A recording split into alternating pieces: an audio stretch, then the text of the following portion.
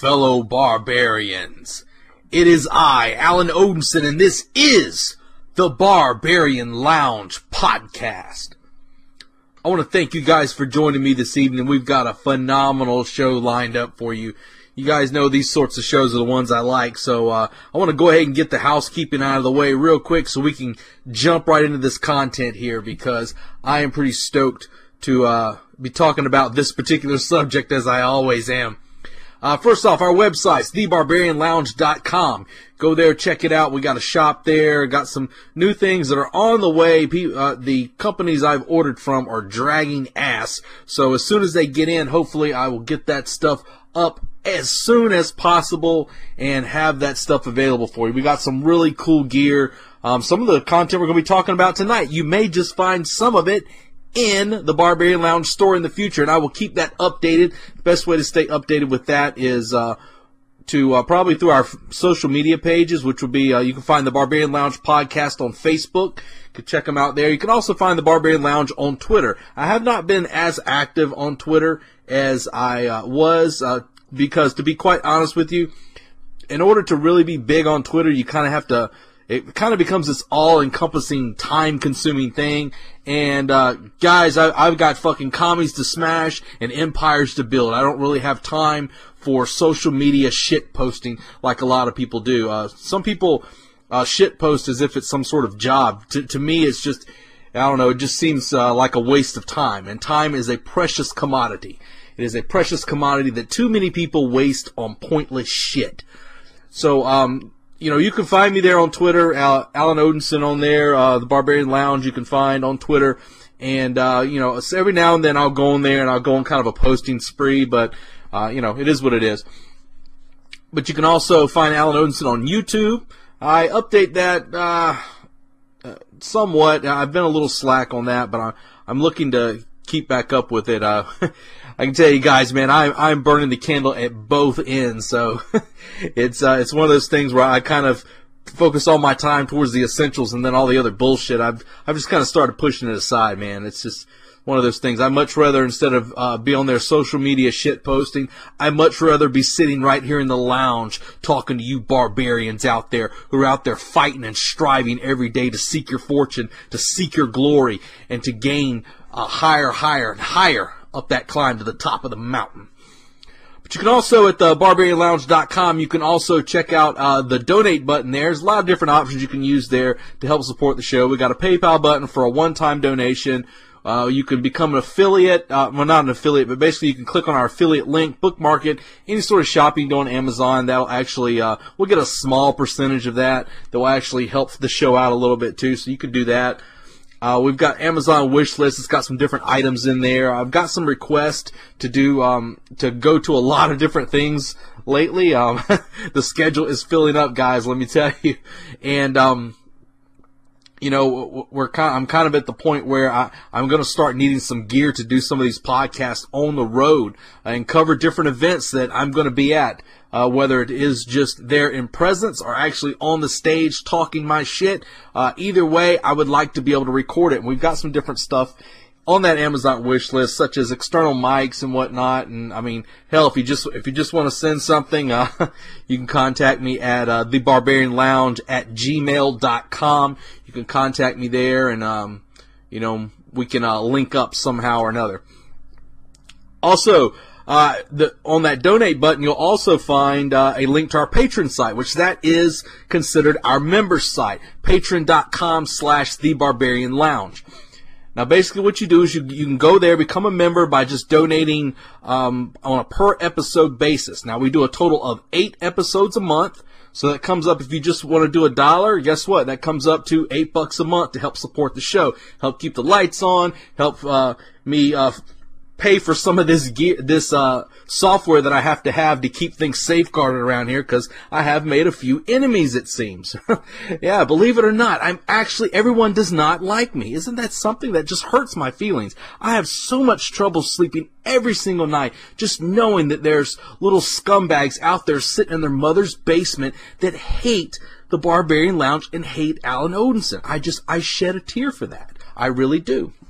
Actually, pretty much what I do is whenever I run into one of these people, I just wipe my shoes on the on the grass to get it off the bottom of the sole of my shoe. So, you know, is what it is. These little pieces of shit think they're worth anybody's sort of time. But yeah, you can go there. Most people do like $1 per episode. Some people do $3. Some people do $5. Whatever amount you want to do is fine with me. Every little bit helps. It keeps this train rolling. This train needs fuel to keep rolling and keep growing, keep getting stronger in the fight. And you may say, what's the fight? What is the fight? You know, and I've been thinking a lot about that fight lately, and we'll probably talk about that a little bit later, actually, because that's actually going to tie into the content of this show this evening. But one quick thing about Patreon. Some people have been saying they've been having some issues with the Patreon app. And I will tell you right now, most apps that I deal with are shit. If you just go to patreon.com and click the download, just download the link itself. Don't use the app, but just click the download. You won't have any trouble. I did it. A lot of people were having trouble with the last members only episode that I put up there. And I could download it no problem just going to the site. So I urge you guys to do that. Which that also, when I mentioned earlier that we do 8 episodes a month, some of you are probably thinking, what? I only hear 4 episodes in the Barbarian Lounge. That's because you're not a member. If you're a member, not only do you get all these shows ahead of everybody else, our 4 regular episodes, but you also get 4 exclusive episodes of the Barbarian Lounge that are only available on Patreon. Go right there and download it, and it's right there available. And if you're not a member, you're never gonna fucking hear it, because I'm never going to release that shit anywhere else. Even if this fucking show goes under at some point, guess what? That stuff will be lost in limbo. So if you're not a member, you're not ever going to hear it. So I urge you, become a member, put a little bit of skin in the game, add some coins to my chest, keep my rum glass full so we can keep this fight going, guys.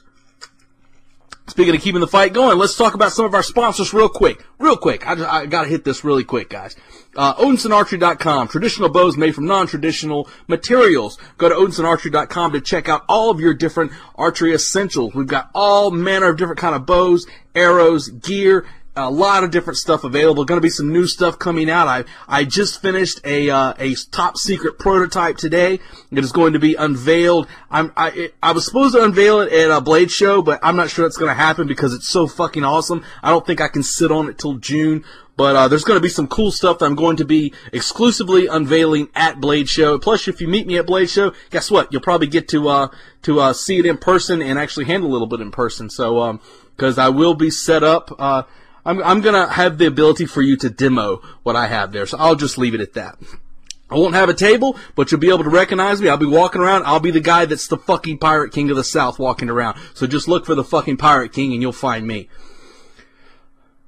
Other sponsors, MitoConusa.com. Here I go with my commercial voice. Mitocon, with a proper diet, supports the cell's fastest, most effective absorption of natural nutrients in each 250 milliliter bottle and sustains the body's mitochondrial generation of usable energy key to producing ATP, the energy-rich fuel the body needs to achieve peak athletic strength, performance, endurance, and recovery.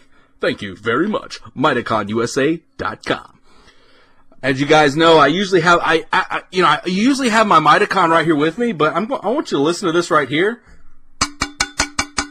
That's an empty fucking bottle. I've actually already consumed my Mitocon about 30 minutes ago. That's not exactly why I'm wired as fuck right now, because Mitocon's not something that really gives me like that crazy energy drink energy, like a lot of stuff does. It actually helps mostly with my focus, and I've been powerlifting a lot lately, and it helps with my recovery tremendously. But what's in the glass tonight? What's in the glass tonight, you may say? Well, guess what, gentlemen? Because of what we're talking about tonight, my fucking mug is full of rum tonight. That's right, I'm rocking a mug full of rum tonight. Because, motherfuckers, tonight we are talking about, there's a lot of different pirates out there. You guys know I talk about the pirate culture a good bit. I'm going to be talking about it more, because the more I study it, the more I read more material on it, the more, if you can find non-biased documentaries, but the more information I discover, I find a lot of similarities between this culture and what a lot of people are trying to build. So tonight we're going to be discussing an individual who I would consider of the pirates. He's kind of the guy you would call the motherfucker. We're going to be talking about, and I don't mean that motherfucker. I mean, the motherfucker. I'm talking about Charles Vane. We're going to be talking about Charles Vane tonight. Charles Vane. He is a guy who is a symbol in pirate culture of defiance, if there ever was one. You guys know I've talked, if you listen to my episodes on Edward Teach, also known as Blackbeard, Teach, Thatch, whatever they want to call him. They probably called him Tatch, so they probably got mixed up a lot in translation. But you guys have heard me talk about Blackbeard, and you're going to see that name popping up in this story as well. You guys have heard me speak about Henry Morgan. Henry Morgan does not fit in that because Morgan was more of a privateer, which we've discussed a little bit, the difference between a lot of the pirates during the golden age of piracy and the privateers themselves. Matter of fact, a lot of the crimes that many of the golden age pirates were convicted or I guess labeled as committing, most of the time were done actually by the privateers, who at the time, just a little quick terminology lesson for you, privateer, the difference between privateers and pirates was nothing more than a piece of paper from a king or a governor. Basically, they were contractors. For the British government, it was a lot that they couldn't really hold a lot of the trade routes there. Right around that Havana and Nassau, right in those Caribbean island areas, it was difficult for them to really hold those positions because they couldn't get their whole navy across there. So a lot of times what they ended, because they were actually stretched between several different wars at the time, several different skirmishes. So a lot of times what they did was they hired privateers. It was basically like a private navy. And these guys were contracted to loot these ships of the Spanish. Most of the time it was the Spanish, and they would loot these ships and take the shit from them, and then divvy it up amongst themselves after they took it back to the king. So basically, they kind of got a king's portion of it. Okay, so they didn't get to keep the whole thing. Well, after a treaty was established between Spain and Great Britain. Basically, what you had was, now what those guys were doing was now deemed illegal. So now that it was illegal, well, if you got caught doing it, well, we'll put you to death now. It's like, well, a lot of these guys, that's all they knew how to do. So needless to say, they started, working for themselves. And Charles Vane was one of those guys. Charles Vane was a member of a group known as the Flying Gang. Now, the Flying Gang had a lot of different well-known members, one of which was Edward Teach, Blackbeard himself. You had Stede Bonnet. You had, I think Jack Rackham was considered part of the group. Edward England was a part of them. You had Benjamin Hornigold was a part of them. He was a traitorous motherfucker, but we'll get into that later. But there was a lot of different members of the Flying Gang. But Charles Vane was definitely out of the group. He was known as one of the most brazen and ruthless out of all of them. Of the pirates in the Caribbean area at the time, the only guy that rivals Vane in ruthlessness would be Edward Lowe. Edward Lowe was a rough dude. If you see a picture I have I think it's on the Barbarian Lounge Facebook page, I've got a picture of me standing with a cutlass in front of Edward Lowe's flag. It's a black flag with a red skull, a red skeleton on it. And that was the flag of Edward Lowe. He was a very, very ruthless guy. He tortured people just for the hell of it. But a lot of what you saw from Charles Vane, his ruthlessness was mostly done out of contempt. There was a lot of contempt in Charles Vane's life towards the crown, towards authority in general. I mean, he was just that guy that was not going to be told what to do. I guess you could say the ultimate type A personality, right? But he was known for his defiance, and he truly embraced that lifestyle of the pirate. And you could say, well, what is the lifestyle of the pirate? In essence, it's not so much about thievery and all these things like that, because one of the things you'll find that a lot of people don't really recognize all the way. Of course, you hear Captain Jack Sparrow on Pirates of the Caribbean joke about it, about a pirate code, but there absolutely was a pirate code. All of them, even ruthless guys like Vane and the most ruthless of them all, Edward Lowe, those guys even had pirate codes, the articles that they had to sign, and it was a code they lived by. And if you really look, I'll probably do an episode one day on the pirate code, and I think you'll find it pretty interesting. Exactly the rules these guys live by, and it's actually a pretty interesting concept. But Charles Vane, for the most part, he truly embraced the role that he was dealt in life. And you can say dealt if you want to, but the guy lived the life. One of the things that most pirates have in common is they don't have a long career. They don't have a long life of they don't have kids and everything. A few of them bucked the system and managed to make a fortune and get out. Very few. But a lot of them, they were kind of like a shooting star. They come through, they're bright, and wow, that's really, and then all of a sudden they fade out. And that's the way a lot of these guys were. Edward Teach, if you listen to my episode on him, you'll see that's definitely the case. He wasn't a pirate very long, but the guy made an impact. And Charles Vane did the same thing. Not a lot of people know a whole lot about Charles Vane. More people starting to pick it up with shows like Black Sails. But a lot of people don't really grasp just what this guy was doing at this time.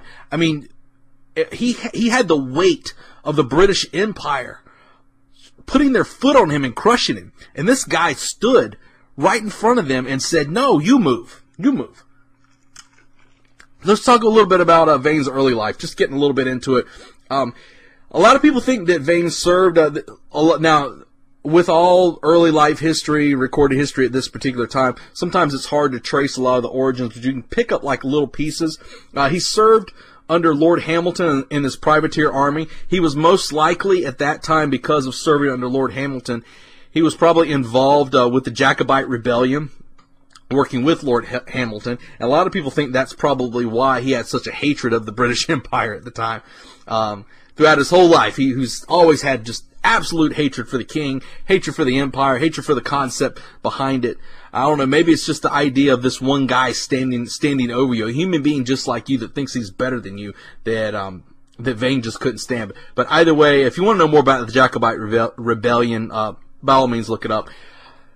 Most sources say that he arrived in Port Royal around the early 1700s. There's no way to really pinpoint it, but he began his pirate career. It is documented that he did begin his pirate career under the gentleman by the name of Henry Jennings. Henry Jennings, a very, very popular pirate during the time. One of the guys who was instrumental in really establishing Nassau as a pirate haven. And we're going to talk about that here with the concept behind this group, the Flying Gang. Now, we're not going to get directly into the Flying Gang. I actually want to save the exploits of the Flying Gang for its own show. But just a little bit of brief history, because you can't really talk about Charles Vane without talking about the Flying Gang. One of the biggest things, I'll skip right to the biggest thing, because it's one of the things they're mainly known for. The Flying Gang, and they were the early members of the Flying Gang. Charles Vane, Captain Henry Jennings, and Black Sam Bellamy. They were known, one of their biggest claims to fame was the looting of a Spanish treasure fleet in 1715. Now, this particular Spanish treasure fleet had sunk off the Florida coast. It was hit by a massive hurricane. This massive hurricane had the ship. It was sunk right off the coast there. Still able to be gotten to. Some of it was on the shore. Some of it was actually sunk. So there was a lot of treasure strewed out all over the place. This ship had actually sunk just 7 days after leaving Havana. And the Spanish were none too happy about this. Massive treasure fleet. This treasure fleet had 87 pounds, and that's in British pounds, of gold and silver. Now, what that comes up to, it comes up to, in dollars, just to give you a hint, $106 and some change. So, now it's like, okay, well, $106,000. I say that, $106,000 and some change. Now, you may say, $106,000, that's not. No, this was $106,000 in the 1700s, and it was in gold and silver, guys. I mean, a massive amount of money here. Okay, we're talking unheard of wealth at this time. Now, once this, needless to say, let me just say this: the Spanish, they sent out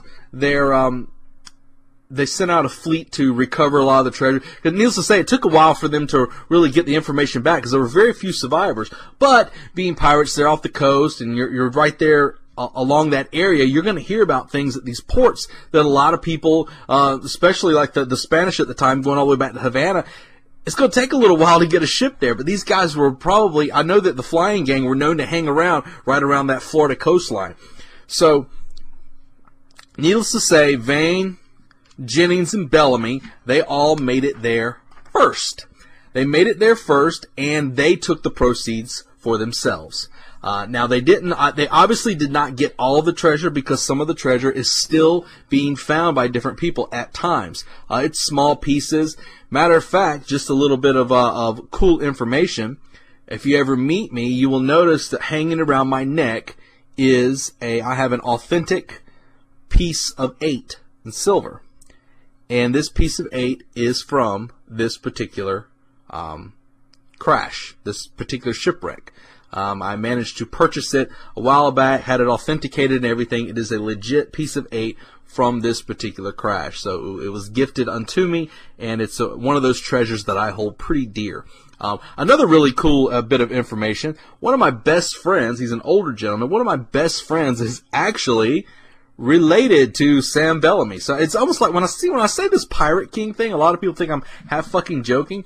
Man, I've somehow have found my way into these people's lives somehow, or they found me. I don't know. But yeah, one of my best friends is actually a relation to Black Sam Bellamy. So it's pretty interesting little tidbit there about myself. So, having taken in all of this money, they took it back to Nassau, and this enabled them to set up Nassau as this port, this pirate haven, and it was basically an area that was now established by what was to be known as the Republic of Pirates. And that's a whole new episode that I'm going to talk about in a later date. That's actually a huge episode to do. But with the Republic of Pirates, there's a lot of people that were involved in this at different times. A lot of people came and went in this republic, and I can honestly say I do believe with the skill, the naval skill that a lot of these guys had, the actual on the battlefield or on the deck skill that a lot of these guys had they been one solid unit, it probably would have been a different history that we remember today. I can definitely say that because you had guys like Benjamin Hornigold, Charles Vane, you had Jennings, you had Tom Barrow, you had Edward England, Edward Teach. Just the list goes on and on of all these different high-ranking naval guys. Even Edward Lowe was there for a while. All of these guys, had they come together, man, they would have crushed most forces that came through. They had a huge fleet. A lot of them had a huge fleet. If you listen to my episode on Blackbeard, you'll see the guy had a massive fleet. And later in his career, Vane followed the same path. But they were able to use this money to set up shop and basically control Nassau. Nassau now became a pirate haven.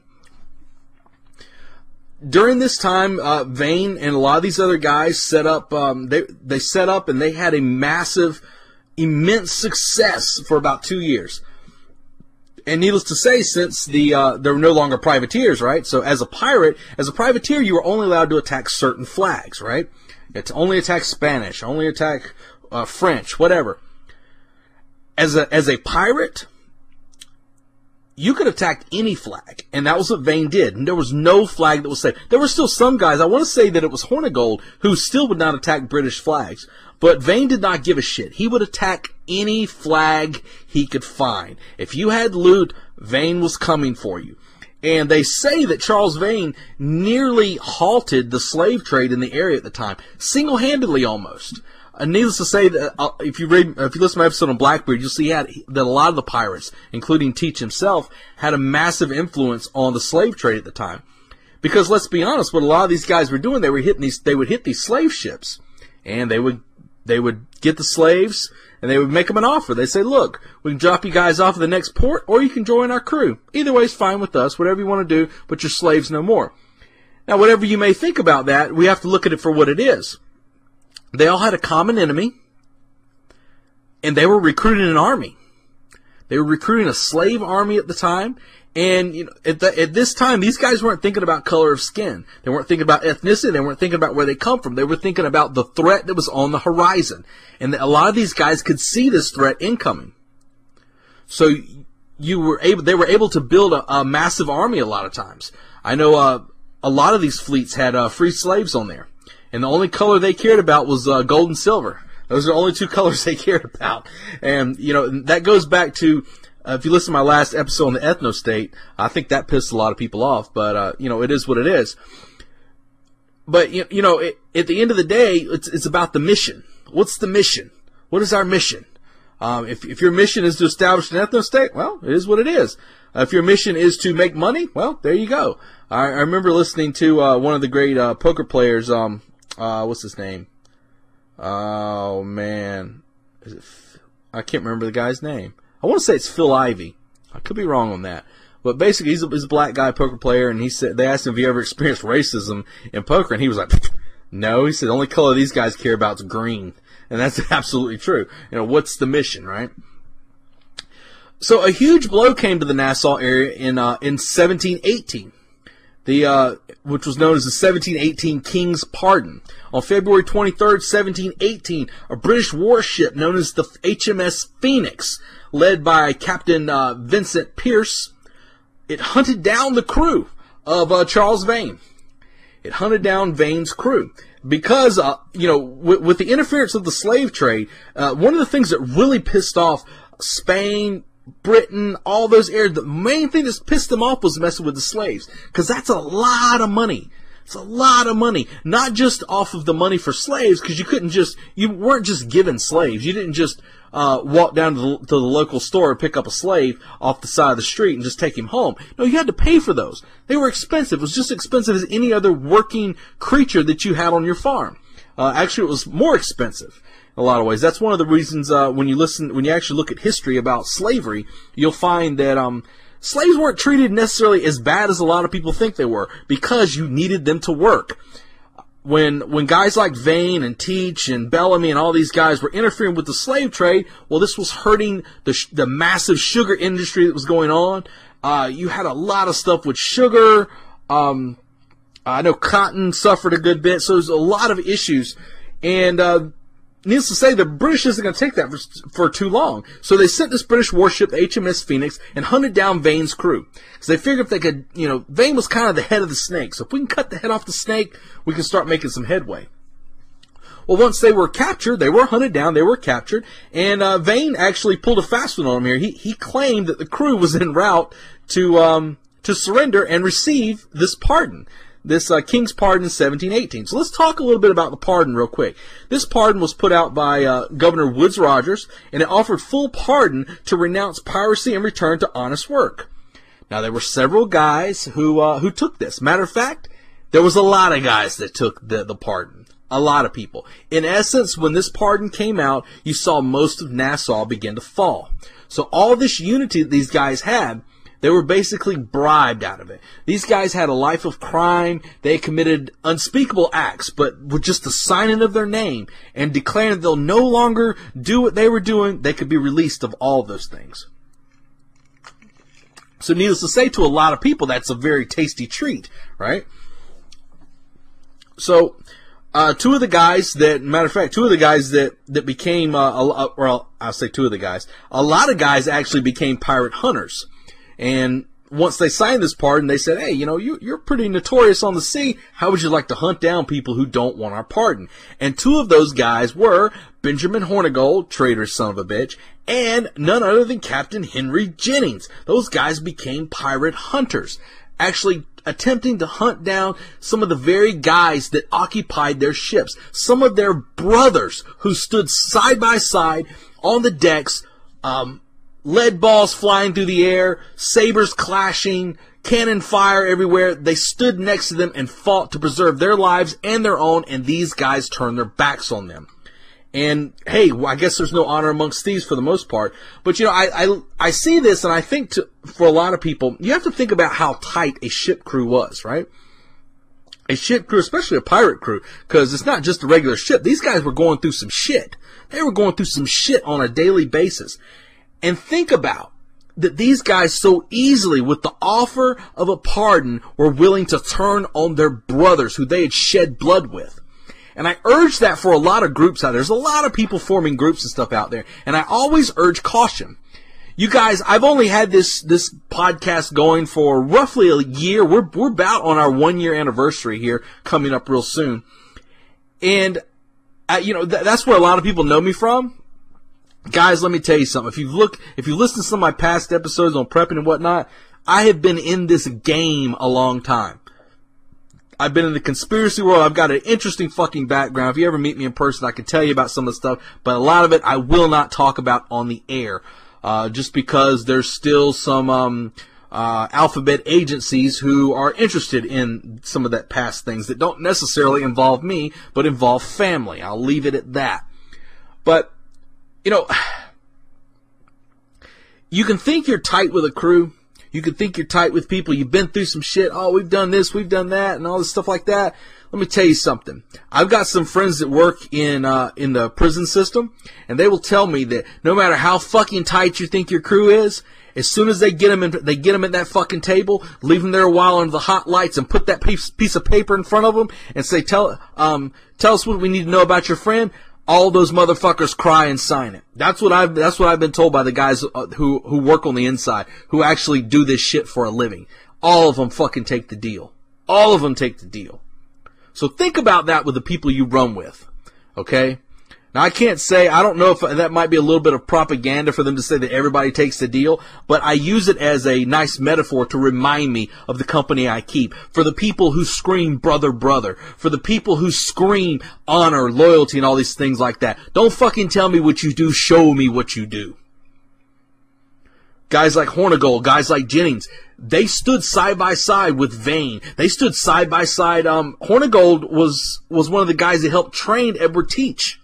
He was one of the guys that was there. Jennings helped train Vane, and then those guys became the very hunters, the very thing they despised, just for the sake of a little bit of quote unquote, I'm using air quotes here, of freedom. They weren't getting freedom. They were being sold slavery. They were sold chains of gold, and they were willing to wear them because maybe they just weren't quite as heavy as the steel ones that they were going to be coming their way. They chose dishonor over death. But that was not something for Vane. Vane snubbed the idea. He snubbed the idea of this fake freedom that was being offered. He wanted a life of true freedom. A freedom to be able to do what he wanted. A freedom that didn't have to kneel every time a king or some sort of royal figure stepped into the room. That was what Vane was looking for. We can look at that for ourselves a lot of times. I've always said, man, I've been out of the quote-unquote working business for a while where I'm working for somebody. I can't fucking work for people. I can't. As soon as I start working there, I want to start running the shit. I'm not built for that. I'm not built to serve under a king. I'm not built to serve under some leader. I see a lot of guys, man, I joke about how people will fall under this whole cult of personality idea. And, maybe I've got a little bit of personality. I like to say some funny shit at times, and I get on this broadcast and I get hyped up, I get fired up, but I've never billed myself as a cult of personality type of person. I'm the guy that wants to sell you quality shit. I want to sell you affordable shit. I want you to climb with me. It's not some game where I get to the top, some sort of pyramid scheme where everybody else is underneath me. But there's a lot of guys out there in the game that run that sort of thing. There's some guys out there that can fucking put a ham sandwich, a picture of a ham sandwich on a fucking shirt and sell it, and people just line up to buy it because they want to be cool like them. It's this fucking cool guy mentality that's out there. It reminds me of fucking high school. It disgusts me for the most part. A lot of these guys get in this whole habit of anything this person does. Oh, it's great, it's great, it's great. And they could do no wrong. And they just don't use their own scrutiny when they look at these things. Me, I look at them and I'm like, you gotta be fucking kidding me. This isn't some sort of revolution that's being sold. It's a lot of people consider the people of the world, they consider them sheep, right? And I've always just tell them, I say, look here. Just because you switch shepherds does not make you any less of a sheep. Not in the least bit. But a lot of people tend to think that. And it's easy to fall under that umbrella. I completely get it. I understand completely. But we have to take on the mindset of guys like Vane, guys like Teach, who are willing to snub this idea, who are willing to sit back and say, I will not be a slave to you. I will not wear your golden chains. I will not be manipulated by you. I want a life of freedom. I want a life where I can build my own fortune. I'm not going to sit here and live under your false empire, your faux rebellions. No, we want real change. We want a real rebellion, a rebellion of ideas, a rebellion of fire if need be. So after this happened, Nassau essentially fell for the most part, and that foothold there in that area was, for the most part, lost. Everyone had took their little handout from the king, and they were like, well, we'll be good, honest citizens now. But let's be honest, for the most time, this all these guys knew was piracy. All they knew was the outlaw lifestyle. So they were all there just falsely living that lie. Oh, everything's great. Everything is awesome, right? No, it wasn't fucking awesome. You were lying to yourself. You weren't willing to be who you were. This is where guys like Vane stepped up. This is where they started building their legacy. Needless to say, failure to accept this pardon meant what? It meant death. And that's one of the things that really get most people, I'd say that's one of the biggest killers out there. One of the biggest legacy and legend killers, I guess you can say, is death. The fear of death. The fear of death is something that most people just, you throw that, this might happen to you. You might die. And everyone's like, oh my God, okay, no way, I'm not going to do it. You can't truly know yourself until you put yourself in the position of knowing what it's like of, this may be it. You can say fortunate. I say, looking back on it now, I say I've been fortunate enough to experience this on several different occasions. I've had a lot of fucking shit happen over the years. Some of it by my own doing, some of it by the doing of others. But in some of those, well, I say not some of them, most of those instances, I can definitely say I probably volunteered for those. But I came out stronger on the other end. And I've been in experiences where I can stay where I'm at and live, or I can move and possibly die. Literally die right here. The next breath I take could be the last. And let me tell you something. Until you've ever really faced that, you can't truly know yourself. You really can't. And one of the ways that they would do, obviously most of the ways that death was issued out at the time was hanging. But another thing they like to do was, many times they would put these guys in, I think it's called a gibbet, G-I-B-B-E-T. Basically it was like a body cage they would put you in and just hang you there and display you to the public as a form of shaming. But not necessarily so much for shaming as much as it was a warning to others. It was kind of that fear, it's the jackboot thug standing on the corner in his army fatigues with his badge on, with his riot gear and all that other shit, with his AR standing there saying, I'm here to help. It's the MRAP that rolls down the street and says, we're here for rescue. Yeah, nothing screams rescue like a fucking MRAP, right? But a lot of times they would put these people on display. They would put them on display and they wanted everybody to know, look, don't fuck with the system or this is what happens to you. So be good little tax-paying citizens and take your ass out there and go to work. Do what the king says. Don't buck the system or you're going to be hanging there too. And that goes right back to something I've talked about before with, what are you willing to sacrifice? Your life? Your legacy? At the time, think about something like with Blackbeard. Blackbeard suffered a fate that, he was only a pirate for a few years, but he suffered a fate where he was beheaded and his head was hung up for display and everyone, look at Blackbeard, he's dead, right? But look at the legacy he left. Look at the legacy he left. And more information is coming out where you're starting to find that this terror, this most terrifying man in the high seas was actually not that. You have to understand a lot of the actions that were done by the Republic of Pirates, by guys like Vane, Teach, Bellamy, all these guys, these were inspirations to the colonists. Yes, the colonists looked to these guys who stood, a small group of people who stood and had the British Empire shaking. Hell, they had the fucking Spanish Empire shaking. This small group of people were causing fear and terror. What could 13 colonies full of citizens, armed citizens, on their own terrain, what could they do? So basically this pardon, for the most part, if you can't gather, it was designed to rein in the pirates. I mean, you know, because privateers at the time, they were a necessity.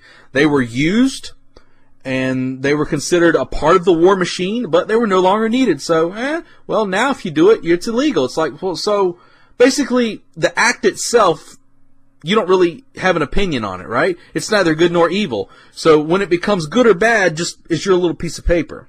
So, excuse me, but your logic is not holding up, sir. So as I said, you know, a lot of these, a lot of times what they were doing when they were, especially with like this pardon and everything, a lot of these guys that were snubbing this started realizing what was coming. They started realizing that the old saying of civilization is coming, right? Civilization is coming, and it means to exterminate us all. So you started seeing an uptick in some of these slave ships being taken down. And again, this caused more issues, and with the sugar trade and all these other things, and they started freeing more of these slaves to start building more of an army. And, you know, it's one of those things that I urge guys to truly think about. Think about this. I mean, if you've got, it's kind of like the old adage of tribalism that I've talked about a little bit. If tribes could just get their shit together and build alliances just long enough to fight back against the rising tide, after that's over with, then you guys can go back to killing each other. But why can guys not put their bullshit aside to stand together? That's one of my issues that I talked about with the ethno-state. That's one of the biggest issues. Most of them can't put aside their semantical bullshit in order to actually build up anything worthy of fighting back against the rising tide. Because I assure you, if you start to build something like the Republic of Pirates was building, like the Confederacy was building, like the ethno-state that everybody claims they want to create and all this stuff like that, if you don't think that by doing that you're not going to have the weight of the world weighing down on you, you better think again. Because they are coming. So in order to fight back against the rising tide, well, you're probably going to need an army. You're going to need people who are going to be sympathetic to your cause. Now, maybe they won't be sympathetic after the cause, but guess what? You handle that after the fight is over with. It'll basically be like you're getting ready to get into a fight with a group of people. You're standing with your buddies. You've got let's say you got 6 guys there, and another group is walking up, right? And they're coming. The fight is on. You know the fight's getting ready to happen. They've been talking shit, and they found you in the corner, and they're locked eyes with you, and they're coming. And you decide at the last minute to look at your friend at the group and say, "Hey, man, I heard you were talking some shit about me. Fuck you. Man, this is bullshit." And then the guy next to you goes, "Really? Really? He was talking shit?" "Yeah, he was talking shit." And you start arguing as the fight's getting ready to happen. No. Kick this shit out the other guys, and then you handle that after the fight's over with. A lot of groups just can't seem to get this. And that's one of the problems with the Republic of Pirates had. Throughout history, you'll find this is a big issue. Tribes can't put their semantical bullshit aside to stand against the rising tide. So, when Vane used this whole thing with the pardon, he said that he was doing it to, when they found him, he said, "Hey, no. We're not out doing piracy. We heard about this little pardon you guys got going. We're actually on our way to Nassau right now to turn ourselves in." And they said, "Oh, okay," because I mean it was there were no terms attached to receiving the pardon. So you know, Vane used this ploy to get back to Nassau, and he actually built himself a crew to continue his fight against the world. Because at the time for these guys, they were fighting against the world. They were fighting the Spanish, the French. They were fighting the British Empire. In some instances, they were even fighting areas off the African coast. So these guys, for the known world, they were pretty much fighting the world at the time. Now, during this time while he was there, he managed to recruit a couple of other famous pirates that you may know of. He managed to recruit Jack Rackham and Anne Bonny. Now, Jack Rackham there's a lot of information that's kind of been some misinformation about him. I've heard people tell me that Jack Rackham was based off of, they actually based the Captain Jack Sparrow character off of him, and oh man, Jack Rackham he was a madman. Actually, Jack Rackham was kind of a pussy. If you look at a lot of the information about him, he was more interested in his fancy clothes and exploits that he took credit for rather than actually doing a lot of them himself. Anne Bonny, she was a fairly competent pirate for the most part. But, she was technically Jack's lover at the time, but, she actually had some mistresses at the time as well. But Jack Rackham, he's the best thing that Jack Rackham is noted for is the classical skull with crossbones, the skull and crossbones flag, the traditional pirate flag. That's actually what Jack Rackham is. That's technically his flag. So that's basically the main thing he's known for. For the most part, Jack Rackham was a fuck-up. And he was a fuck-up all the way until his end. But he recruited Rackham and Bonny at the time.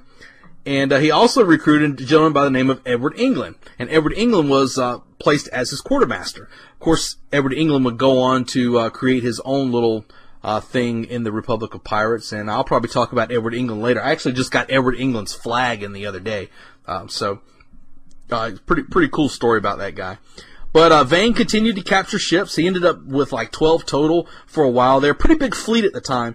A lot of different size ships. I don't want to get into all the different size ships. You got your sloops and your brigantines and man of wars and stuff like that. But one of the things that happened with Vane after this is you have to understand at the time that he realized what was going on there in Nassau and realized that a lot of these guys were not going to fight with him, and this whole idea of this free republic of pirates, if you will, he realized this is fallen under. And Vane kind of went a little bit off the deep end. He kind of got where he was just like no quarter to anybody. He felt like he had nothing to lose, not in the least bit. And for the most part, Vane considered himself at war with the world. And that's one of the things that I've been reading The Warrior Ethos by Stephen Pressfield recently, and he talks about tribes in there. And tribes, one of the actual, what he considers a downside of tribes is the fact that, in essence, the nature of the tribe means that it is at war with the world. Because the tribe, it takes care of the tribe, and the tribe is all important, all encompassing over everything. And in order to truly be tribal, you have to technically kind of be at war with everybody who is not the tribe. That's kind of the historical analysis of tribe, if you will. A lot of people think tribal society was always this happy-go-lucky, everybody just does their own thing, but most of the time tribes were fucking killing each other. A lot of times, what was it for? Semantical bullshit. But for Vane considered himself at war with the world, and he was intent on offering no quarter to anybody. But, needless to say, after a while he started, because of this attitude he had, he started to have a few issues with his crew. He started doing things that he wouldn't normally do. He would break the code at times. He would take a little more than he was supposed to. Needless to say, this starts to cause issue with your crew. And a lot of people think that a captain is all-encompassing. The captain says it goes. Actually, the captain didn't have a whole lot of power. The power was actually pretty divided amongst the group. And it's actually a pretty good system, if you ask me. When I look at the way the system's set up, the captain has his certain powers and everything like that. But for the most part, if the crew just said, you know what, fuck this captain, the captain's gone. And you find that throughout history with a lot of instances of captains getting booted. But by the end of 1718, Vane had virtually halted pretty much all commerce and shipping in the area of the Caribbean. Him and his crew, they were raking it in, and they were wrecking shit. And he built a reputation amongst a lot of the people coming through there. He built a reputation of terror. They were afraid of him. A lot of times he was able to capture ships without even firing a shot. He would raise the colors. They would see it and go, holy shit, that's Charles Vane's crew. Okay, we give up. We give up. It's cool. No problems whatsoever. Blackbeard had the same issue. Blackbeard had to fire very few shots. But unlike Blackbeard, who would a lot of times just let everybody go, Vane was not so kind. Vane would unleash hell upon people sometimes. And that wasn't always the issue with him, but for the most part, Vane had no love for the outside world. And this civilization that was coming to destroy all that he loved. His home. He considered Nassau his home. And they had come in there and they had taken it from him. and he was not very happy about it. But eventually, during this time, Vane would capture a brigantine off the coast of Barbados. A pretty good-sized ship, 12-gun ship, and this would be his flagship, the Ranger, one of the ships he's known for. He also managed to capture a 20-gun ship at the time, known as the Lark. And the reason I say that is because the Lark is going to become instrumental here pretty soon. So having built up this pretty good-sized fleet, Vane's thinking to himself, he says, you know what? Those people came in and took my home. And I'm not going to stand for that. So Vane decided to take his fleet and head back to Nassau. So he brought this large fleet back into Nassau, and he said, you know what? We're taking Nassau back. And he managed to go in there, and he captured the port, and he captured the fort. That's right, the massive fort that was guarding the port right there in Nassau. The British flag came down, and the black flag went up, and Vane had took over that fort. And I've actually got here a once he took this fort, he basically sent a letter out to the let me see if I can find it here. Yeah, he sent a letter out to the governor at the time. And this is the letter he sent to them after taking it. He said, to His Excellency, the Governor of New Providence, Your Excellency, may please to understand that we are willing to accept His Majesty's most gracious pardon on the following terms: that you will suffer us to dispose of all our goods now in our possession, likewise to act as we see fit with everything belonging to us, as His Majesty's Act of Grace specifies. If Your Excellency shall please to comply with this, we shall with all readiness accept His Majesty's Act of Grace. If not, we are obliged to stand in our defense. So conclude, your humble servants, Charles Vane and Company. Now, Vane had no intention of accepting a pardon.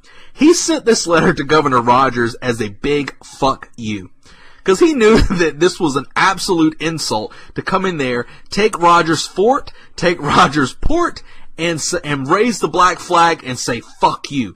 But Vane did this for a reason. The whole idea behind this was to show these people who had so willingly rolled over and shown their bellies to the system. Vane was showing them that you are still strong. Look what I did just with my 20 ships and my small crews. I was able to come in here, take your port, take your fort, and raise my flag. That was the whole point of this. So needless to say, Governor Woodes Rogers was not very pleased about this. And he responded. And he responded pretty harshly. See, Governor Rogers was not just some little punk politician that was thrown in position. Governor Rogers was actually worked with the privateers a good bit. And he had been a pirate hunter at times. So Governor Rogers, he knew his way around a ship. So Governor Rogers sent out and got 4 ships to blockade the harbor. And he set up an ultimatum. It said, look, you take the pardon or you die. Plain and simple. Now you may say to yourself, okay, well, 4 ships. Who gives a shit about 4 ships? So what? 4 ships, you've got a fort, and you've got a 20 fleet group. What's he going to do, right? I mean, with just his little 4 ships. Well, let me explain something to you about these 4 ships. These 4 ships are 4 British man-of-war ships. Now, it's like, okay, you hear the term man-of-war, it's like, okay. Let me explain to you why these ships hold such significance. One, they had long-range cannons. Most of their cannons were long-range, for one. But this is the big kicker right here. A British man-of-war had a total of 124 guns on it. Yes, I did not stutter. No, I did not read it incorrectly. They had a total of 124 guns. 3 gun decks on each ship that held 124 guns. They had 4 guns at the bow, 8 guns at the stern, and wait for it, they had 56 guns on each broadside. That means on each side of the boat there were 56 cannons waiting to fire. So you had 4 of those lined up. Fort or not, let me tell you something. When those ships decide to unleash their hell, no one's going to survive that. No one is going to survive a hellfire of a total of they combined them all together, you would basically have a total of 224 cannons. 224 cannons blasting all at once. They would have leveled that fort. They would have leveled Nassau if need be. Vane was not stupid. But a lot of the people who saw this, who were starting to join to Vane's cause, and they realized what was going on, when they saw these man of war pull up, a lot of them said, okay, that's good. We quit. Where's that pardon? We'll take it now. We'll take that pardon right now. But Vane did not. He made the ultimate choice at the time. This was the ultimate choice because, as I talked about before, you never truly know yourself till you're really, truly faced with death. You may die. What are you willing to do to stand up for what you believe in? But Vane, he made the ultimate choice, and he decided to stand for his freedom instead. For the freedom to be a man, the freedom to do as he pleases, not have to bow to any crown. So what did Vane do? Vane surveyed the battlefield. You guys have listened to me talk about surveying the battlefield before. And he started to adapt, improvise, and overcome.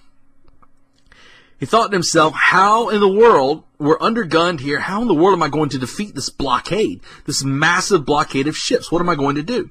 So what Vane decided to do was he took that 20-gun ship, the Lark, and he actually outfitted it as a weapon. He took the Lark, he loaded it up with powder, different explosives and whatnot, mostly powder. If you know anything about black powder, it's pretty, the old style black powder, very, very, sensitive. So he loaded it up with black powder and he set the bitch on fire and started sailing it, had some guys sail it towards the blockade. He aimed it at the blockade. So as this ship is coming, the fire ignites the powder and it bursts into this massive fireworks display.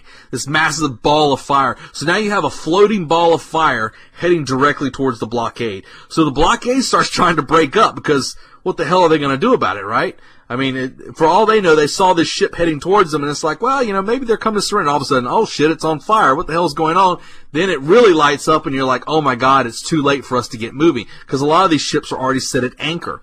So you have to get the anchor up and start moving. It's not very easy. So this ball of fire that is the Lark is heading towards this blockade. It runs into the blockade, starts setting the shit on fire. As they're all trying to break apart and get away and not have the fire catch to these ships, well, Vane manages to escape through the blockade in the Ranger. And just an absolute amazing thing if you really think about this. 124 guns. He had a massive amount of intimidation there. I mean, at the most part, he had 224 guns facing at him as he was approaching. Right? If that fireball doesn't work, if something happens, if they manage to sink it before it gets there, he's destroyed. But Vane was willing to risk all of that just for the sense of freedom. Just for the sense to go out and basically a blaze of glory, if need be. Just to give the fuck you to this system. To give the fuck you to the Governor Woods Rogers. To give the fuck you to the king. Vane escaped in the Ranger. He went out and he continued doing what he was doing. He could have went and hid. Some guys did that. You have to understand, at the time, you've also got a lot of pirate hunters out there. Horn of Gold's out there looking for guys. Jennings is out there. His old captain is out there looking for guys like that. But Vane headed out of the Bahamas and Nassau region and started moving up the coast of the colonies. And he chose to do a lot of attacking near Charleston, which was Charlestown at the time. Massive, massive trade going in and out of Charlestown. One of the biggest trade hubs